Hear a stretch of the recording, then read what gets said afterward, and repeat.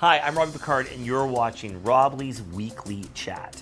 First and foremost, I want to acknowledge our amazing Prime Minister Brian Mulroney. He passed away a few days ago, and I just want to take a second and acknowledge his contribution to Canada. Brian was an amazing Prime Minister, a bit controversial, but free trade changed how our country operated. I always respected the way he navigated the country up against a much bigger United States. Even the GST, I don't like the GST, but you got to give him credit. I found that Brian Mulroney kept his word.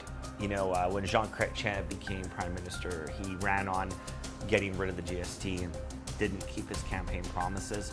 I'd make the argument that Brian Mulroney was an honest person. I mean, he had some controversy and there was moments where people questioned him, but you can't take away his contribution to Canada. So rest in peace, Brian Mulroney. You were a great part of Canadian history and you'll never be forgotten.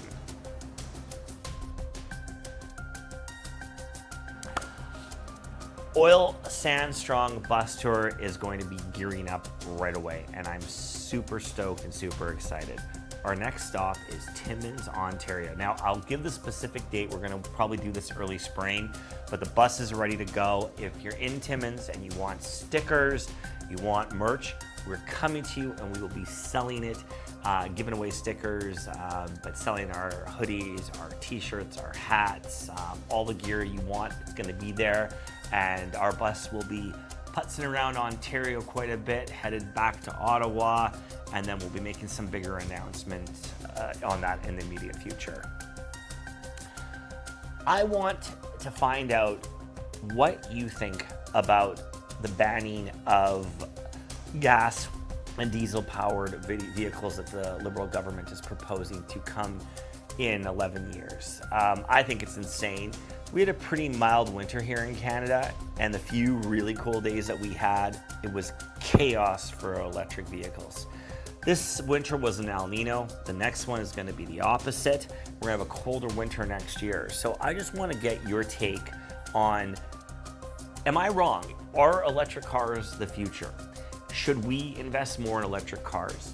Put that in the comments below. I'm concerned about mining of rare earth minerals. I think this crazy plan on doubling down for the sake of we're gonna force people to get into electric cars faster than the natural progression, I think it's insane, and I think it's gonna cause more problems, more environmental disasters, more carbon emissions than we have now. And I make the argument that if you're gonna push anything, push hybrids. The other thing is, electric vehicles are not new. The concept of them is older than gas and diesel powered vehicles, and you can just have to Google that to see. So what are your thoughts? Are they a disaster or are they the future? Can they help in a cold climate? Put your opinions in the comments below. I'd like to hear them. Also, where are we at with our Prime Minister? There was a petition recently done, which was one of the highest in Canadian history, wanting him to resign. Should Justin Trudeau resign? Is Justin Trudeau good for the country in any way? I don't think I've ever seen a time where you've had a leader lose more credibility. I mean, there was the Indian trip, blackface. Every single female who has crossed his path has been annihilated. What are your thoughts? Is he a feminist or is he a chauvinist? Is he sort of a new age thinker or a spoiled brat narcissist? I've heard weird stories of how, he's kind of gets obsessive over things like bananas and weird things before he was the Prime Minister. But we're in this weird state right now where we're stuck with him until there's an election. And I don't think we've ever seen this type of narcissism. I mean, even if you look at the Freedom Convoy, whether you like it or not, the court just ruled that it was unconstitutional to put the Emergencies Act in.